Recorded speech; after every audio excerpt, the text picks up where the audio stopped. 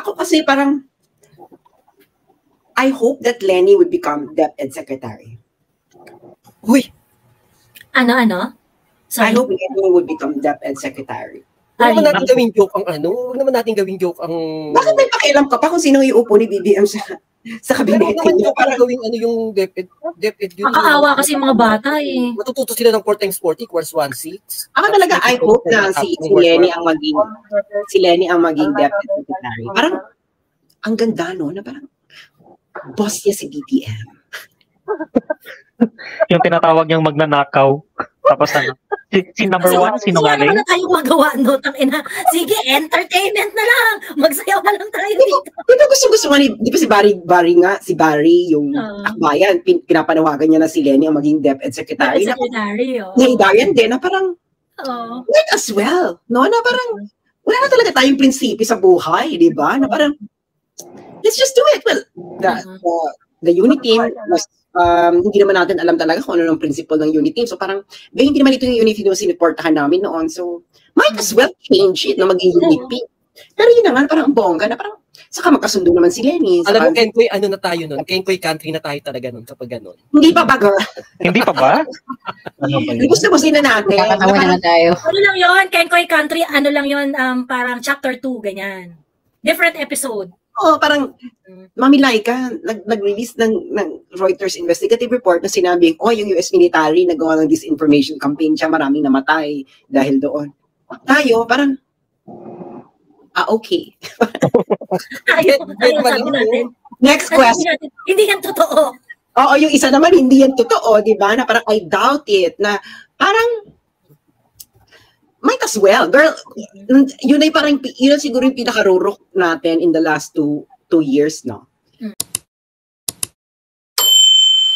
So, ngayong araw, tingin ko parang maraming, ina-expect natin to yan ang mangyayari, di ba?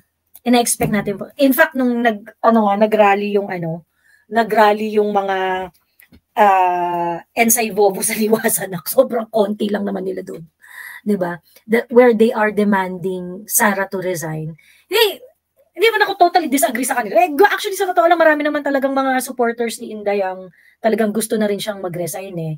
It's just a matter of when. It is just a matter of when. So, of course, i-expect natin na ang spin nila dyan is that, tingnan nyo, kaming mga nagpa-resign, nagtagumpay kami mga nag-rally, nagtagumpay kami sa pagpaparesign kay Inday Sara, ganyan. O, diba? Yan ang mga spin nila dyan. Yan ang gagamitin nilang spin dyan. And that explains why we are the last in creative thinking pagdating sa PISA. Diba? Yan yung dahilan kung bakit kung bakit last tayo sa ranking pagdating sa creative thinking. Diba? Open ang tindahan, sabi ni DKMD. Yes, open ang tindahan. Ayan, ipapaano ko. Kasi gusto kong marinig ang mga sentimiento rin ng mga tao today. Sige, ilalagay ko na ang mga link. Ayan. So, sa mga gustong mag-join at gustong iparating ang kanilang mga damdamin, ang kanilang mga saloobin, ganyan. Basically, the announcement is something that a lot of Duterte supporters and tayong mga hindi satisfied sa gobyerno ngayon, we know that it is coming, di ba? Alam natin na paparating na to. It's just really a matter of when. Ayan, okay? So, today at 2:21 p.m., bakit June 18 yung date nito? So it was yesterday. Kanina, ano ba talaga? So, June 19 na-receive, okay. June 19 na-receive yung letter, ayan. And the letter was addressed to Bongbong Marcos at sumulat na nga si Inday, dala ang kanyang resignation letter, sinubmit niya ito sa Malacanang, in which sinabi ni Inday na I hereby tender my irrevocable resignation as Secretary of Department of Education and co-vice chairperson of the NTF-ELCAC effective July 19, 2024. For proper and orderly turnover, I have prepared 30-day transition plan for all the 9 strands in the central office, as well for the different boards and councils chaired by DepEd and SIMEO. Ito yung Southeast Asian Ministry of Education organization. Ayan. I shall remain of service to the country through the various programs, activities, and projects of the Office of the Vice President. I thank you for the opportunity to have served as a member of your cabinet. So basically, ang sinasabi dito ay wala na talaga si Inday sa gobyerno ni Bongbong Marcos. Hindi na siya part ng gabinete. Okay? Talagang tinanggap na ni Inday ang kanyang pagiging outside de Colombo sa administrasyon ni Bongbong Marcos. And I think it's for good reason, no? Sabi ko nga, ako meron man siguro pumipigil kay Inday after all the yung mga nasa backstage wait lang ha. After all that happened kay Inday, etong ang daming niyang tiniis. Ang daming tiniis ni Inday sa totoo lang. And it was really so surprising, especially those who know Inday Sara, lalo na yung mga taga Davao, yung mga taga Mindanao. Ay, ang dami kong nakakausap dyan. Si Mami B, si Mami Bonita, kinausap ko dyan. Sabi ko, Davao friend, long time Davao friend, who happens to personally know Inday Sara. Kasi talagang, grabe yung patience ni Inday. Nitong nakaraang 2 taon, grabe ang patience niya. And sabi niya, alam mo, kahit kami nasusurprise na ganun yung pasensya niya, na tiniis niya yung ganung kahaba na sa kanya, no, na kasi ang nangyari in the past 2 years, sinasaksak nila si Inday habang nakangiti sila. That's what happened in the past 2 years. Yun ang nangyari. I think, sabi ko nga, no, itong divorce ng Uniteam, sa akin, very, very visible na ito nung time na ayaw nilang suportahan ang budget ni Inday. For me, that line already, that event already settles everything. Talagang ginamit lang siya. Diba?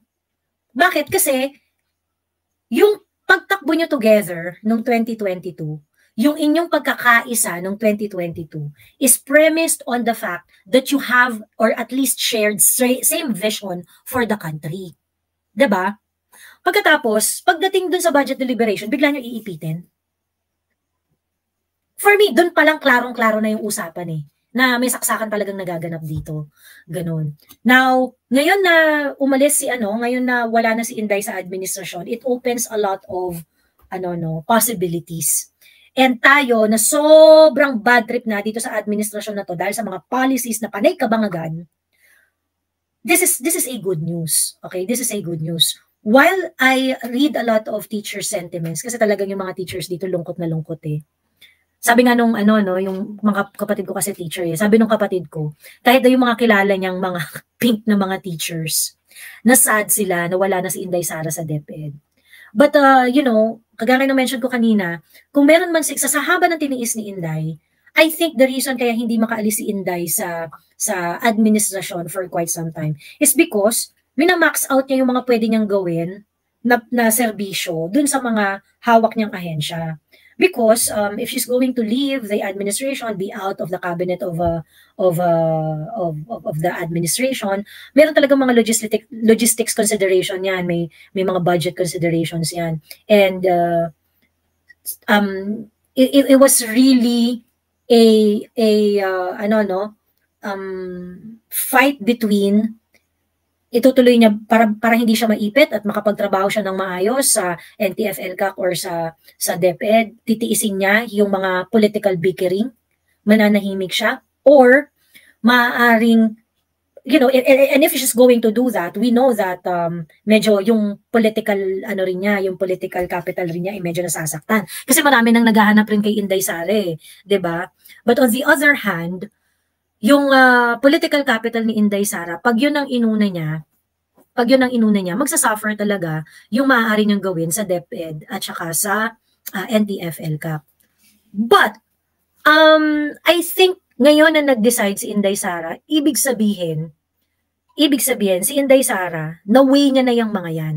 At na-weigh niya na mas makakapagsilbi siya sa bayan ng matapat at totoo doon sa kanyang pinangako sa tao kung wala na siya sa gabinete ni Bongbong Marcos. 'Di ba? At ito talaga ang inihintay natin. Kasi alam naman natin na iniipit lahat ng mga Duterte sa Marcos administration 'Diba? Alam naman natin iniipit nyo si Inday. Inipit nyo na nga sa budget eh. 'Diba? Inipit nyo na nga sa budget eh. So yun, I think now Inday had already kumbaga parang na ni Inday na way na ni Inday na mas makakapagsilbi siya kung wala na siya sa administrasyon ni Bongbong Marcos. And for us it is a breath of fresh air kasi finally meron ng ito na ba yun? Ito na ba madam? Ayan, okay. Now, I would just like everyone to hold your horses na parang, ito na, kanya meron na mangyayari or what not, ganyan. Sa ngayon, ang isipin lang nating lahat ay paano ipaalam sa mas maraming tao kung ano ang sitwasyon ng bansa. Yun lang muna ang isipin natin. We need to inform as many Filipinos as possible sa current state ng bansa. Which are, ginugurgur nila lahat ng kaaway nila. They are not following the rules. Okay? They are doing exactly the opposite of their promises noong 2022. Wala pa silang naiaambag ng maayos para sa mga farmers. Wala pa silang nagagawang maganda para sagutin ang mga problema nating pang-ekonomiya. 'Di ba? So, sa ngayon, parang lang tayo, yung just hold your horses. At this moment, i-take natin na ang trabaho natin dito bilang mamamayan is to continue informing the general population of what is going on. Again, sabi ko nga wag niyo isipin yung mga people power. Huwag niyo isipin yung mga yan sa ngayon. Ang isipin niyo lang, ipaalam sa lahat kung ano ang sitwasyon natin ngayon. Kasi whatever it is na kailangan gawin ng Pilipino, gagawin yan sa tamang panahon. And the people must really want it. 'Di ba? The people must really want it. Ayan. Teka lang, ayusin ko lang yung camera ko. Ayan, okay. Ayun, the people must really want it. So, let's take it, one day at a time. But this is a really good development. And finally, we want to hear Inday's voice, unfiltered, and, clear, and hopefully, si Inday kasi maaari niyang i-amplify ang boses natin 100 times. 'Di ba? 100 times. So, it is something that is really, really, it is an important development. Hi, Secretary Mabel! Hello po! Ayan. Ayun, 'di ba? Well, nami-mention nila, pinag-uusapan natin to. Yung mga taong di nila tayo. Exhibit A, si Sec Mabel. 'Di ba? What did they do? Nung araw na sinerve nila yung warrant of arrest kay Pastor Kibuloy, that was also the day na nilagyan nila ng security guard yung office ng Mindanao Development Authority to stop Sec Mabel from entering the premises. 'Di ba? Imagine that. Imagine that. At hindi talaga hindi tama talaga nangyayari. Ang pinaka-worst dito, yung mga balita na may mga American soldiers who are going to Davao. And the scary part of it is, itong mga ito ay may mga daladalang drones. Okay? Alam nyo naman na ang pinanghunting ng mga Amerikano sa mga terorista, gumamit sila ng mga very sophisticated drones. 'Di ba? So what is this for? What is this for? Anong ginagawa niya sa Davao? Wala namang EDCA site doon. 'Di ba? So, actually, this reinforces my theory that the Americans are really the ones who do not like Pastor Kibuloy. Siya talaga. Bakit kanyo? Ulitin ko lang, baka doon sa mga iba na hindi nakarinig ng explanation ko about this. Alam niyo po kasi, yung mga major news organization dito sa Pilipinas, meron silang PDS, yung bumabakas yung isang foreign investor sa share of stocks na hawak ng isang local. Okay? They created this legal way on how a foreign investment can actually infuse money sa ating mainstream media. Yan, ginawa yan ng Rappler, ginawa yan ng ABS-CBN, ginawa yan ng GMA7. And we know, itong mga nakaraang araw, we know the game that the Americans are playing. They had been playing a propaganda game for a very long time, fooling Filipinos of the information that fooling people with the information that we consume. Ganon. Binobobo nila tayo, susuplayan nila tayo ng mga impormasyon na paputso-putso at dito sila magaling. Okay? Dito sila magaling sa propaganda. And the best propaganda machine is of course the mainstream media. Okay? Now, Pastor Kibuloy and SMNI is wholly owned by wholly owned by Filipinos. Hindi nila ma-penetrate. And during the time of PRRD, SMNI is gaining popularity and is being regarded as one of the most trusted news organization. 'Di ba? Ay, sasabihin nila, hindi bias naman ng SMNI, bias. Oo, lahat naman ng news organization may biases eh. Lahat naman ng news organization may biases. Alam natin kung ano ang bias ng SMNI. But at least when they do their job, they do not show their biases. They report fairly, 'di ba? At lahat naman ng mga, Diyos ko po naman, para namang magloloko pa ba tayo sa mga biases ng GMA, ng TV5, ng ABS-CBN, di ba? Lahat yan may biases. But, but it's not a justification for them to shut down SMNI. So, sinasabi nila, yung SMNI, kaya kailangan i-shut down dahil doon sa fake news, doon sa travel expenses, and then, from there, ang dami na nilang hinanapan na butas dito sa SMNI. Ganun.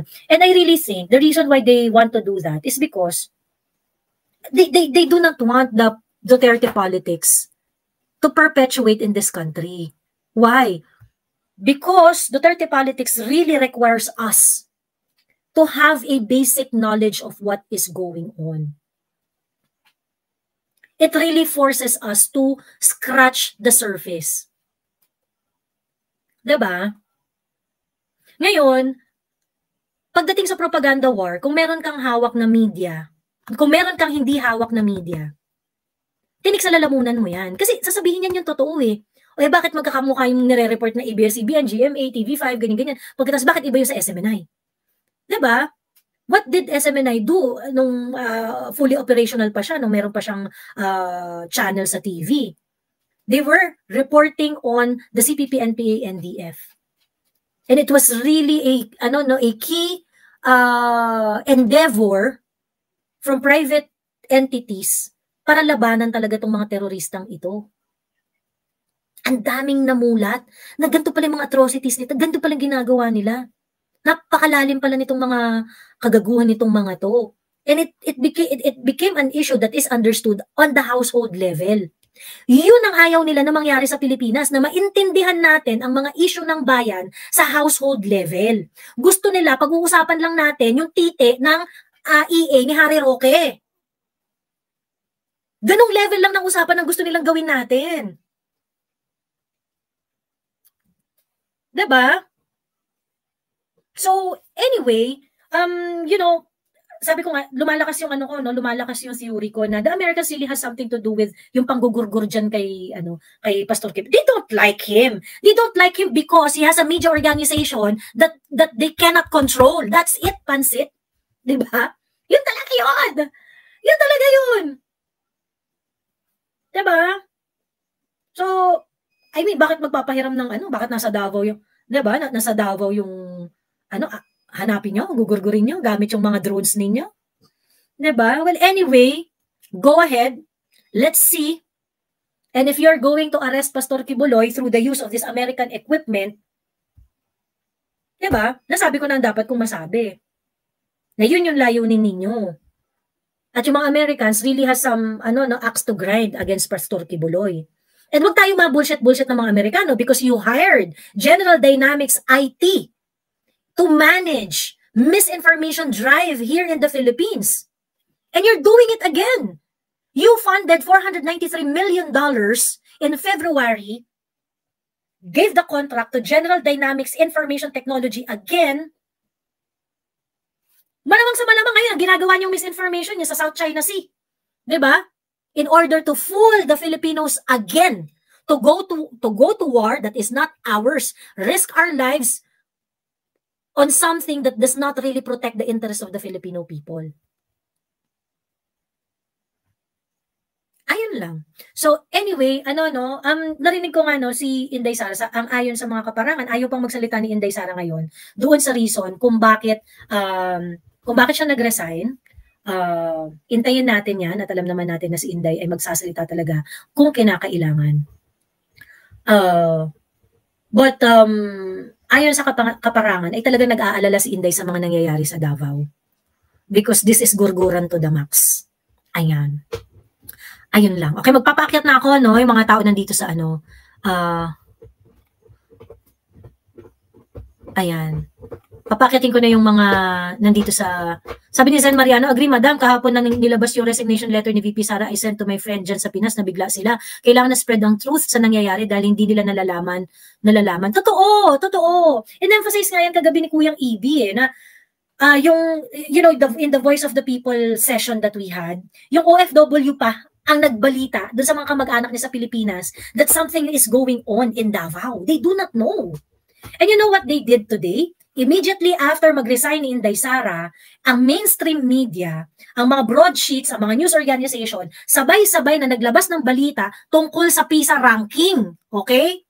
Of course, hindi nila pinipin down when they made that report, they did not pin down that it is the fault of Inday Sara because they are smarter than that. But we know their purpose.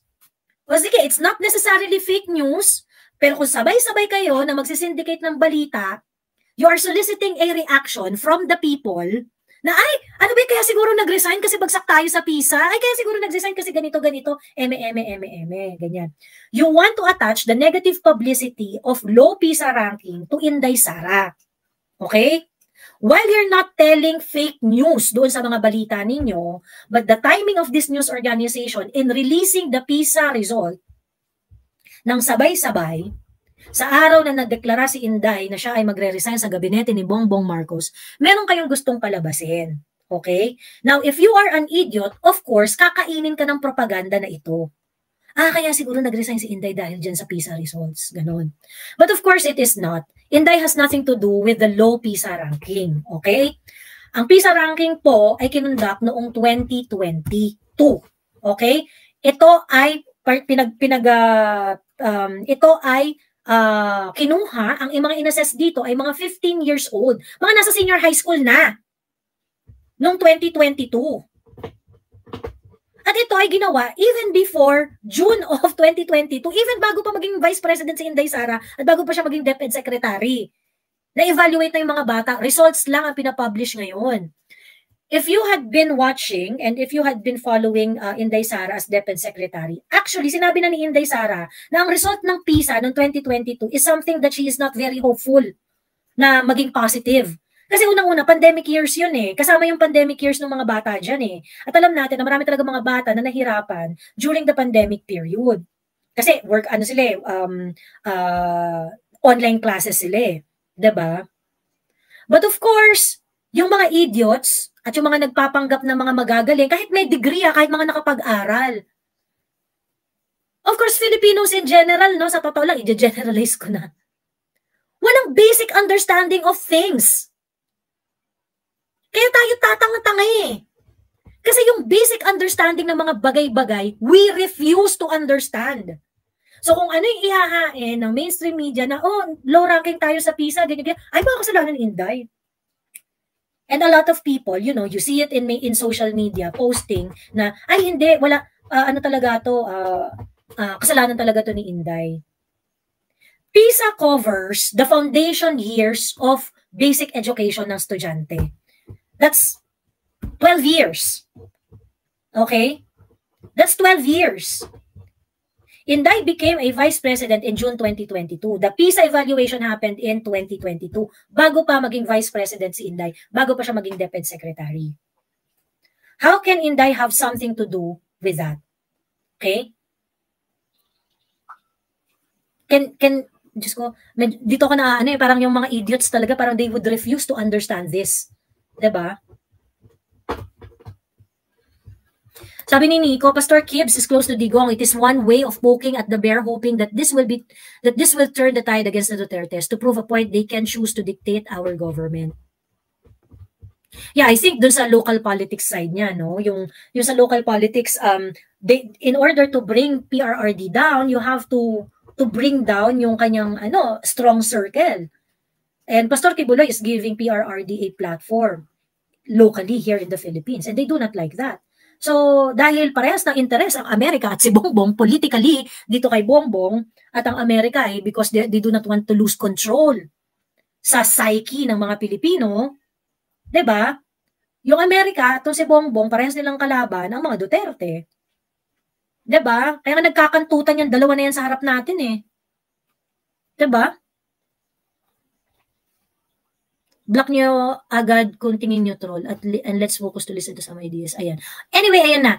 Media outlet pag-trusted ng masa can be a kingmaker at threaten si US. Di kasi align si SMNI sa kanila. Correct! Mami, like, umakyat ka nga. Teka. Ayan. Teka, paakyatin ko na tong mga natin, no? Mga, ayan. Si Ziti. Hi! Ziti! Ikaw muna magsalita. Joey, hello. Ayan.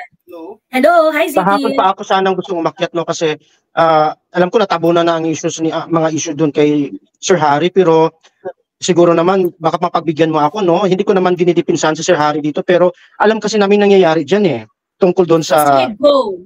Oo, no? Go. Hindi lang kasi nagsasalita na si Sir eh. Hindi kasi niya alam ang situation ng opisina niya nung time na yon. Anyway, itong ganito yun, no? Yung CR, kasamahan niyan sa opisina, no? Baguhan kasi itong batang to. Na-hire ito patapos na ang pandemic eh. Ngayon, 2021 kasi, campaign time na eh. Nagtuturuan na kami kung sino sasama ni Sir kasi may travel abroad si Sir Harry sa Europe. And it's so happy na lahat kami busy na on the ground. Umiikot na eh, may kanya-kanya ng assignment. Itong batang to, baguhan, wala masyadong ginagawa, no? Kasi sa IT sila eh. Sabi namin, manageable naman ang sa IT.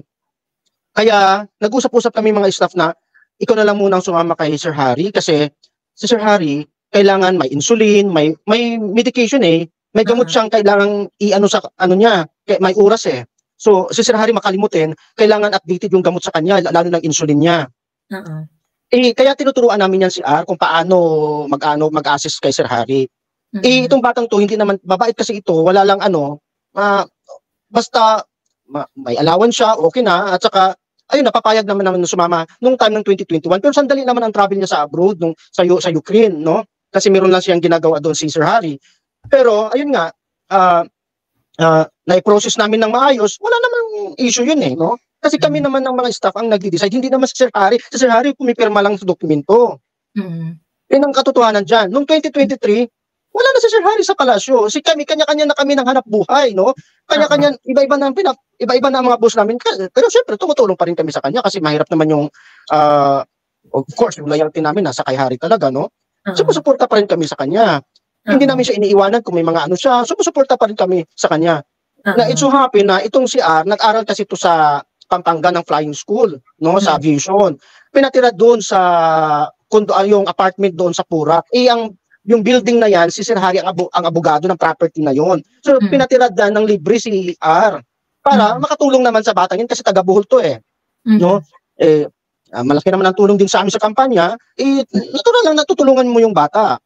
So, nakapag-aral, nag-stay doon. Ito pala si R, bit yung mga dokumento niya doon, mga gamit from Malacanang, diretso naman doon sa eskwelahan niya, sa tinutuluyan niya.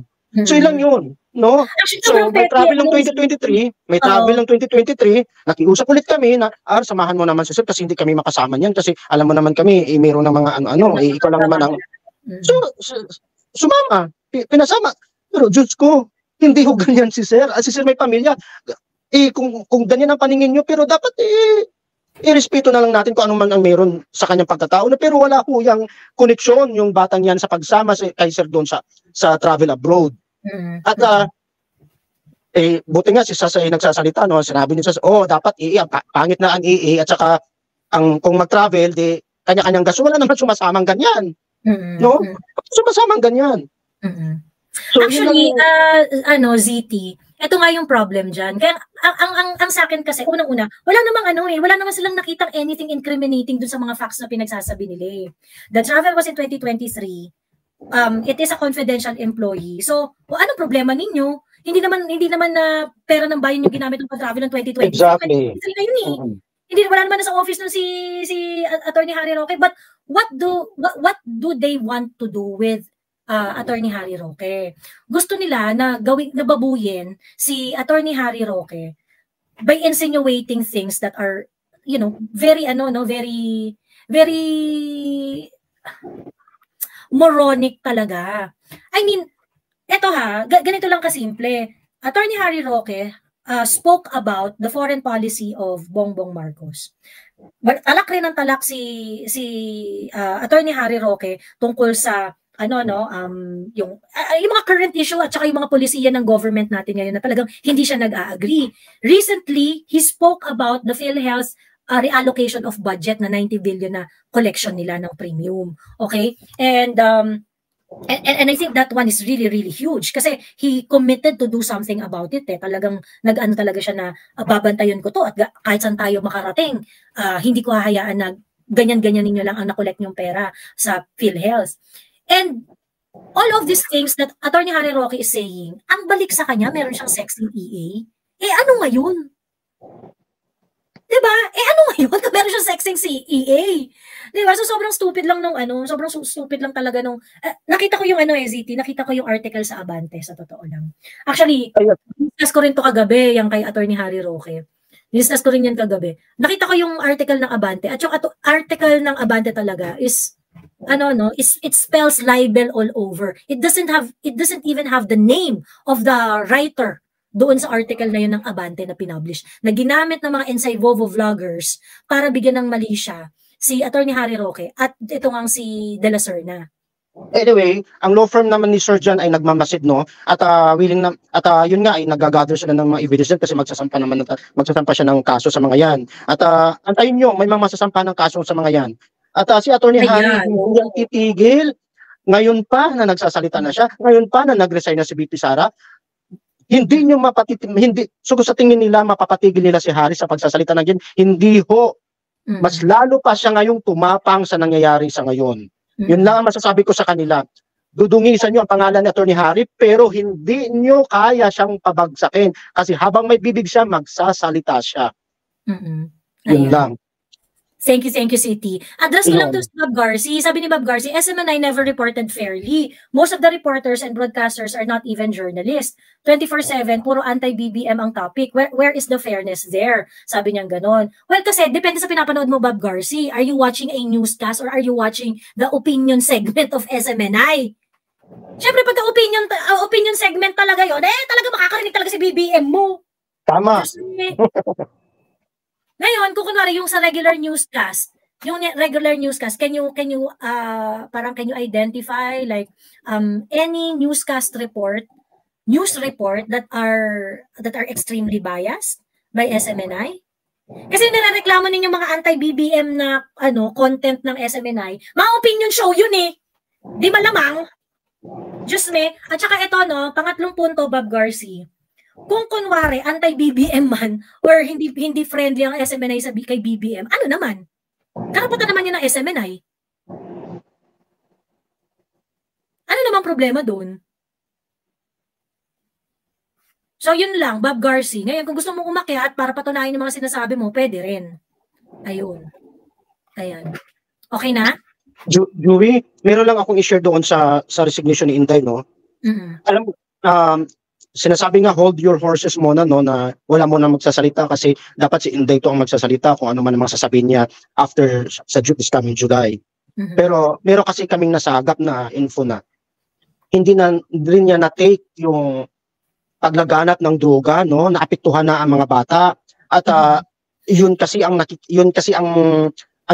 kumbaga marami ng mga bata ngayon, mga senior high school or nasa high school ngayon, mga drug addict na rin, mga drug users, no? And paano niya matutulungan? Wala nga siyang pundo para diyan, no? Para matulungan mo ito, kailangan mo tong i-reach out pati pamilya ng mga yan, ng mga bata, kung ano ang gagawin. Pero ito nga ang nangyayari, Joey, rampant na talaga ang drugs at ang mga bata ay naapektuhan na at kulang ang pundo niya para diyan. At ito nga magsasubmit na naman ng pundo para sa deliberation ng budget for 2025 na nasa Congress na at hindi na nakasama yung budget na yun. So parang tali din talaga ang kamay niya pagdating sa ganun, paano niya ma-implement tong gusto niyang gawin para matulungan tong mga bata na to na mapaiwas sa mga drugs. Yun yung medyo masalimuot na din yan na kailangan na din niyang magsalita, no, kung ano na ang status ng droga sa Pilipinas kasi talagang naapektuhan na pati mga bata. Si Kukwiman TV, oy, akyat na kayong dalawa ni PH Update. Huwag na kayo mag-aasaran dyan sa comment section. Ayun. Bob Garci, pwede kang umakyat. Nilagay ko yung link doon sa comment section. Ganon. Okay? Bob Garci, pwede kang umakyat. Ayun. Anyway, ayan. Solid Unipink, hello? Hello, madam. Ayan, ay ikaw pala yan. Kumusta dyan sa Land Down Under? Mixed emotions, no? Both malungkot kasi for the teachers and students din kasi bibitawan niya yung DepEd, and masaya because finally wala na siya sa hawla ng bangag Pilipinas administration. Grabe. Actually, madam, 'di ba last year pa to may mga rumors about her resignation sa mga cabinet posts niya. Kasi nga nakwento ko to dati na last year pa lang sinabi na niya sa consultant namin na friend niya na hindi niya na talaga kaya yung situation since the Afghan issue, madam, tapos yung confidential fund last year, ganun. Medyo dinidikdik talaga siya nun until this year, the first half of this year. Yung question na lang talaga namin is kailan siya magre-resign sa mga cabinet positions niya, and ito nasagot na yan today because he resigned from DepEd and NTF-ELCA. Ang tanong na lang na natitira na unanswered is when is she gonna take the role of the opposition? Kasi parang inevitable din yan eh. And madam, beginning October 1 is the filing of candidacy. Ilang buwan na lang din, medyo mabilis ang oras. So, kailangan na talaga, since atin na nga talaga yung dagat, may divorce na, we'll see if she is going to take the role of the opposition or not. No? Given what is happening dito sa Davao, looking forward that she would finally take the lead. Well, now, opposition. Ang kagandahan dito sa Solid Unipink, because of her resignation, nothing is holding her back anymore. Yes. Diba? Nothing is holding her back anymore. Kumbaga, para makakapagsalita na siya ng buong buo. At, well, let's see, let's take it one step at a time. Yun nga parang, on our end then, let us not act as if we need a savior or we need Kumbaga, parang, let's not put everything on Inday Sara's shoulder.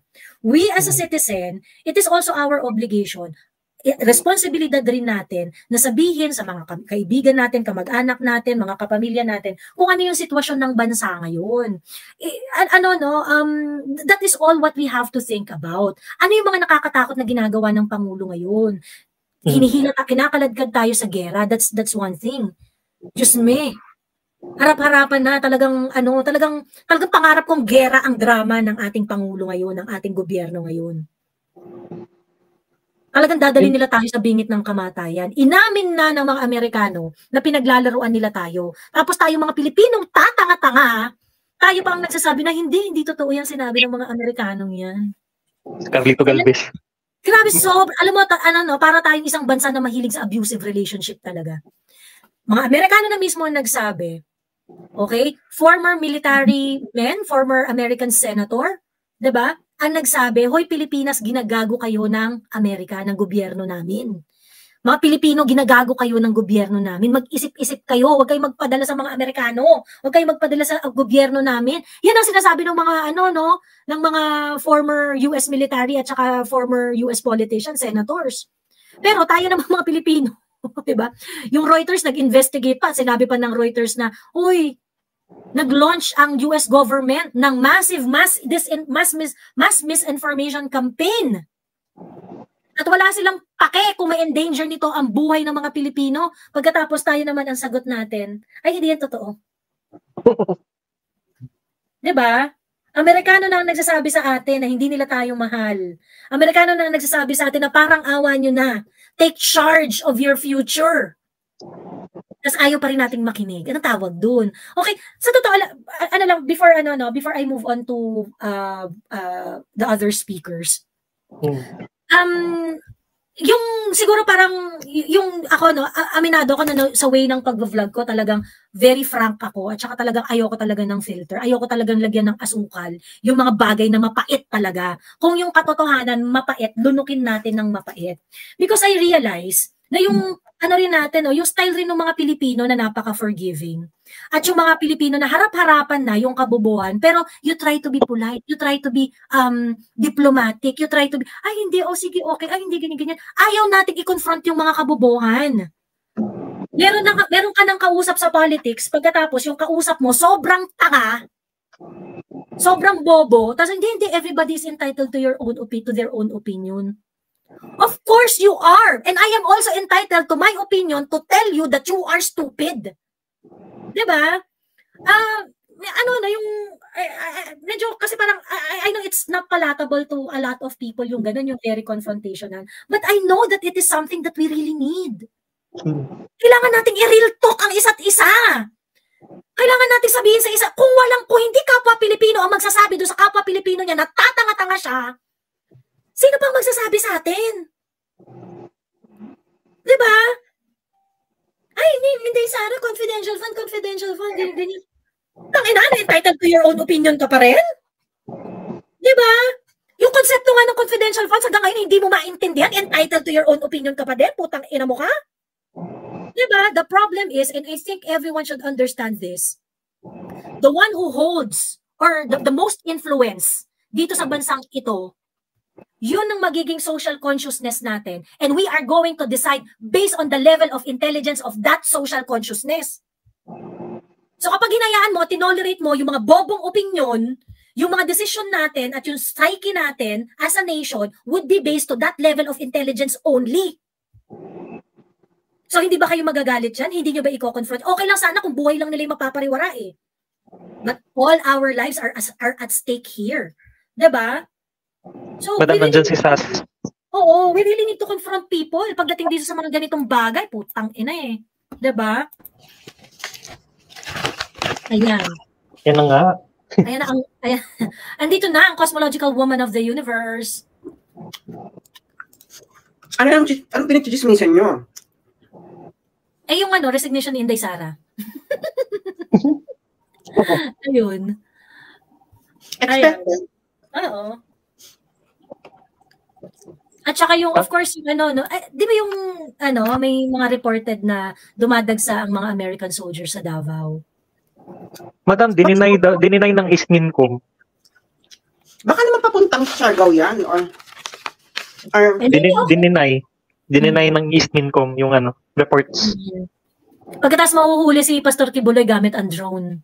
Ang mga sophisticated drones nila. Ano yan, Madam? Bin Laden?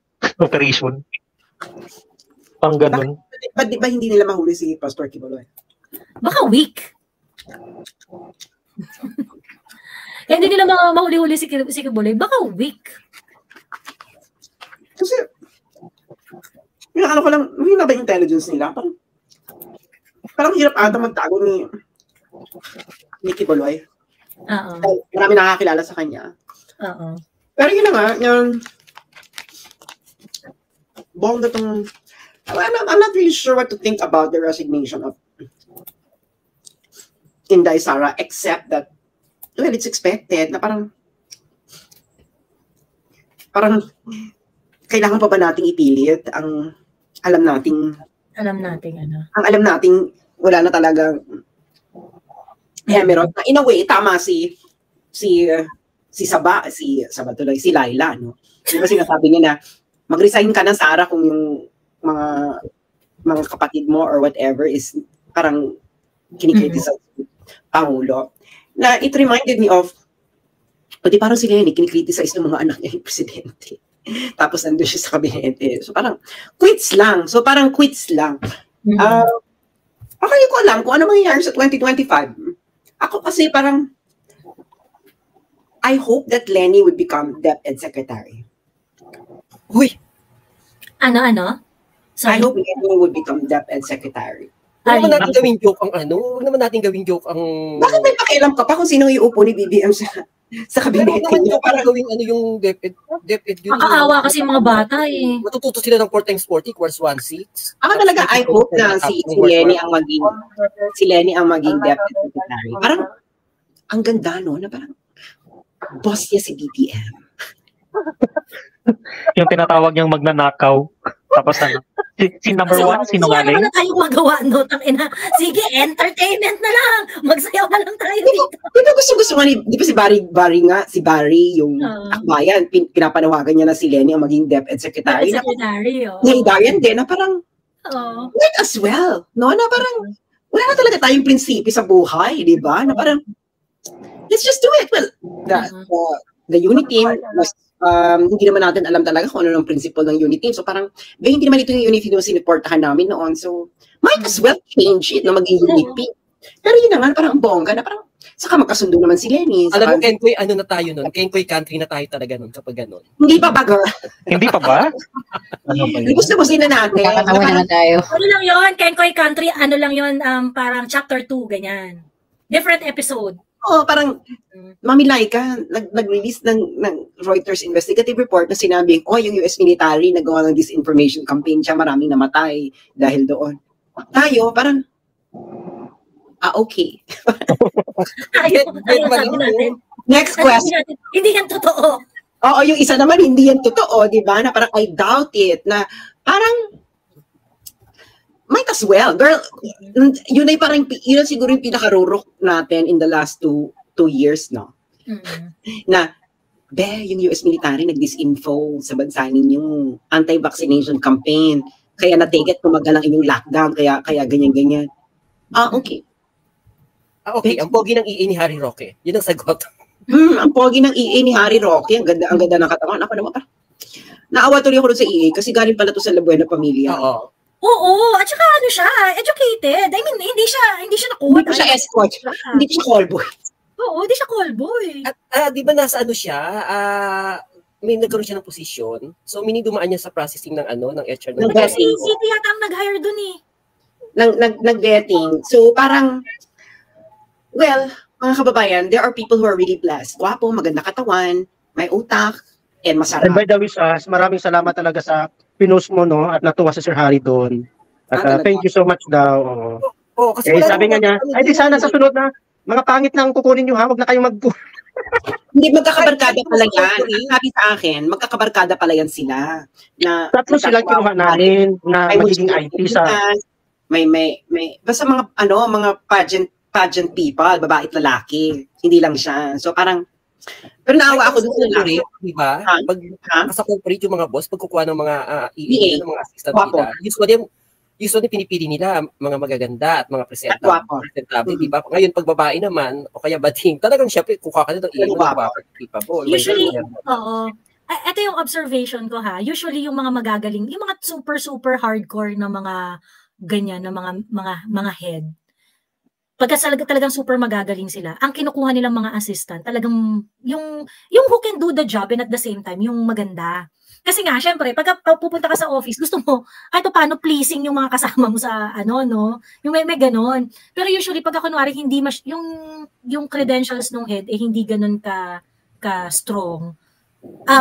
Yung mga assistant na kinukuha nila, mas concerned talaga sila dun sa mas mataas yung credential, wala silang pakailam dun sa itsura, mas output-based sila, things like that, ganyan. So, ang sinasabi ko lang, siguro, ito si Atty. Harry Roque, dahil feeling naman niya, kaya niyang aralin lahat at kaya niyang trabahuin lahat.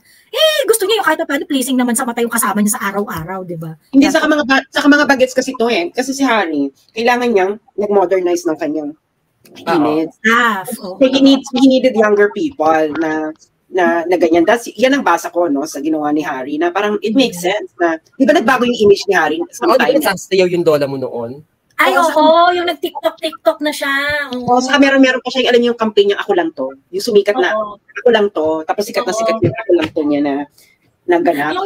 Yung tawag dito, yung nakaganon siya yung nilagay yung niya, ginawa siyang meme. Di ba nung pandemic, siyang, Tapos ano yan parang si Miriam, nagbago yung image siya sometime in her career kasi nga, masyado ka ng hard. So, kailangan mong magpatawa, ganyan. Masyado ka ng hard for this generation. Parang si BBM, nagbago yung image. Hindi naman ganito yung image yun noon, di ba, nung kumpanya. Actually, nagbago, paiba-iba siya ng image. So, parang depende talaga sa amat. Depende sa amat. Ayun. Anyway, ayan, ang tawag dito, pagsalitin naman natin si Bangag-Bangag. Hello, Bangag-Bangag, anong gusto mong i-share? Hello, Miss Genevieve. Hello, Miss Hello, ayan. Good evening po. Actually, I was kind of shocked at the announcement of VP Sara, resignation. But I'm not really that surprised kasi nga, as you said earlier, she had to put up with the Banan administration for 2 years. Kumbaga, tiniis niya lahat ng mga panggagamit sa kanya. She is being stabbed at the back, right? Like, for instance, nung hindi siya binigyan ng confidential fund, that really, I would say hurt her so much. Kasi nga, she had the desire to help the DepEd, like fight the insurgency, para hindi sila ma-recruit ng mga tawag nito, yung mga CPP-NPA. Nakapag-recruit ng mga bagong miyembro ng CPP-NPA-NDF. Yes, that was supposed to be the purpose where she was asking for the confidential fund. And ito naman mga tatlong gunggong na to, si Franz Castro. As a matter of fact, I actually saw yung video niya. He could have done it sooner down and understand si VP Sara. So, actually, kahit naman yung mga supporters ni Inday, ganun din yung feelings nung iba na she could have resigned long time ago. Pero yun nga, I mean, I could, somehow I understand VP Sara's, kasi nga, she has the mandate to do not just as a vice president, but also a DepEd secretary. And as we all know, DepEd is, I would say the most problematic agency ever since time immemorial. Right? Ang daming problema sa DepEd, ang daming future na nagreklamo. And somehow, on the 2 years that she has been the DepEd secretary, ang daming mga reforms na ginawa niya, right? So, I think she was able to, institute reforms despite the fact that she was being stabbed at the back by no less than, the president, the president's cousin, and the first lady, and the allies of the president. Kumbaga, parang pinagkaisahan siya. So, I really I have mad respect for her. Kasi nga, tiniis niya lahat . And siguro what really broke the camel's back is when her own city, Davao, is, currently being under siege by, I don't know, the police. and now there were may mga dumating na mga American soldiers doon. So, of course, hindi niya matiis yun. Kasi nga, she's from Davao, right? So, if she has to stay, much longer sa cabinet ni PBBM, di ba? Chances are she might lose the support of the people, and the Davaoans will be very angry towards her for not speaking up, right? So, I think it's a good thing that she was able to, make that decision earlier, so she can now freely express what she wants to say, and without having to, being judged. Actually, yan na yung discuss nga natin kanina . Basically, yung ni Inday, yung itong resignation ni Inday would give space for her to speak up. Kasi nga, nothing is holding her back anymore. Hindi na siya part ng gabinete. Diba? Yeah, agree. Yeah, agree. And also, with her resignation from the cabinet, that would mean that, her staff, the lines have been drawn already with, between her and BBM. The lines have been drawn. Kumbaga, this is already, I would say, parang declaration of war na to. Kasi parang kumbaga, parang tingin ko, ang tawag dito, bangag na bangag, parang let's take it one day at a time, yung parang, this is a declaration of war, this is ano, ganyan. Parang, let's just take it one day at a time. It opens, parang a space for, kasi naghahanap talaga tayo ng leader someone that can shepherd yung mga buwisit na dito sa administration na to from the government, because nobody is standing up sa gobyerno, dun sa mga polisiya ng current ng Bongbong administration, at yung mga ine-expect natin na tatayo ay hindi naman tumatayo. So kumbaga, itong nangyari na to gives space para magkaroon ng, pero I guess that would really give way for her to do that. Which I think it will eventually happen at some point, but of course we're not expecting her to stand up now, but at least there is a space for her to do that. And one more thing, tawag nito, yung the Americans doing a lot of yung mga propaganda against against China, dissuading us to take Sinovac, tapos yung nagsalita si Scott Ritter, right? That should have been a wake-up call to our administration. We are being fooled, or we are being used all by our, former, colonizers before, And it's just sad that most Filipinos have not gotten over the, yung parang deference to the Americans. You know what I mean? Deference to the Americans. Baka meron kang gustong i-input na something that we haven't, parang other things that you want to share with us para, kumbaga parang in addition dun sa mga napag-usapan natin. Yeah. That's what I'm saying. And before I would lay down the predicate, I was like reading yung mga sa Reddit, yung mga Twitter. A lot of people do not know of what's going on, right? Like they are just parang there was one of the Reddit yung sa r/Philippines wherein one of the Redditors said na he doesn't mind being a tool to the Americans. Sabi ko, what? You allow yourself to be a tool to the Americans? My God, that's what I'm talking about. Like, for more than 100 years, Filipinos have not gotten over the colonial mentality that we are so different to the Americans. My God. Yeah, okay. Bangag, ang tawag dito, sagutin ko lang si Duquesa 2.0. Pwede po akyat si Brothers Traveler Joey? Oo naman, pwedeng umakyat si Brothers Traveler. Si Brothers Traveler, na-meet ko siya sa Maisog, dito sa Pampanga. Tapos, punong abala siya. Tapos talagang, sabi ko, ay, yung pala Kapampangan pala to si Brothers Traveler.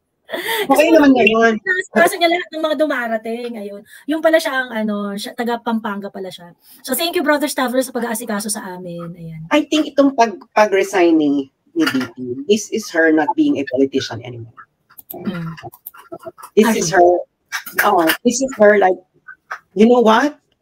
I'm for real, and this is too much kaplastika na and kapaboya na parang hindi niya na siguro masikmura kung ano man yung nangyayari. Yeah, I agree. Diba? Kasi number one ka, most highly rated cabinet secretary, tapos nag-resign ka, ayun yung isa dyan. Siya yung second worst cabinet secretary, tapos ang tagal mag-resign. Oo. Alam mo sa Mami Joey, yung pagre-resign ni Sara, isa to sa mga, di ba sinasabi ko na sana gawin niya na noon pa. Kasi napapansin ko, yung trust rating ni Sara saka yung approval rating niya, napakat mataas. And then, napapansin mo pag may mga achievement yung DepEd, laging nandiyan si BBM, parang nagpa-function well yung DepEd, pero bakit kung inutusan ko si Sara, inutusan ko ang DepEd na ganyan? Kasi sumasakay si BBM sa achievement ng DepEd. Oo, para mag-grab off sa kanya. Oo, so ngayong wala na si Sara, edi utusan niya na lang utusan yung DepEd. Tignan natin. Ayun. Merong tanong dito na maganda. Nakabalikan ko lang kung makikita ko pa. Pero nagtatanong siya, Sas, gaano raw ba ka-reliable yung sa Reuters? Kasi marami raw kung may question that it is just a Chinese propaganda. Why is Reuters a Chinese propaganda? Do you know what Reuters is? Do you know what Reuters is? Bata pa ako, Reuters na yun. Mga to. Kakaloka. Reuters po is based in London. Reuters is based in London, United Kingdom. if there's any Western, super West news outfit, it is Reuters. One of them is Reuters. Kaya nga nakakagulat yung balita ng Reuters eh. Oo. So, paano siyang, ewan ko, bakit nagtatanong yung mga tao kung gano'n ka-credible yung Reuters? Ganito na ba tayo? The West news outfit. Hindi, bakit ganito na ba tayo katanga as a nation? Hindi natin alam kung ano ang Reuters. Kaya rin nalaloka ako, Sas, parang bata pa kami, ano na yung Reuters na yan? Sinasabi daw kasi iba, Chinese propaganda yon. Paano magiging Chinese propaganda? Paano nga Chinese propaganda? It came from US whistleblower. Narinig niyo ba yung US government na sinabi niyang yung Reuters news ay Chinese propaganda? No, inamin nga nila eh. Inamin nga nila. Ganun tayo. Alam mo yung ganun tayo katanga. Alam mo yung sobrang deep na tayo sa narcissistic relationship natin. Na yung sinasabihan ka na ng narcissist na tinegi ko ang nanay mo. Ikaw naman, hindi totoo yan. Hindi totoo yun. Ikaw naman, mahal mo ako eh. Di ba? Hindi totoo. Hindi na tinegi ko yung nanay mo. Ay, nako, love. Ay, nako, okay lang. Okay lang. Nagsisinungaling ka, hindi yan totoo. Kasi ang alam ko talaga, mahal mo ko. Oo. You know, I really wish that, you know, common Filipinos are really so wide reader. Kasi nga, they can only see what's on Facebook, wherein not all of the, you know, news articles or whatever posted on Facebook are really verified, you know, and it's so sad. Kasi nga, hindi nakakaabot yung mga totoong balita. And sabi nga ni Mayor Baste, you know, yung mainstream media natin, wala na yan. So parang, I don't know, it's already infiltrated by the so kailangan talaga nating mag-ingay, like we have to spread awareness, gaya ng sinabi ni Miss Joey kanina, you know, our role basically is to spread awareness. We have to speak out and, you know, use our platform to, you know, spread awareness. Alam mo, we're back in during the time na tumakbo si President Duterte na ayaw talaga sa kanya ng mainstream media and a lot of people. Now we're back doon. Tapos, ganito lang din yung nakapagpatawid kay PRRD saka mga OFW. Kaya nga dapat we really need to Ayan. And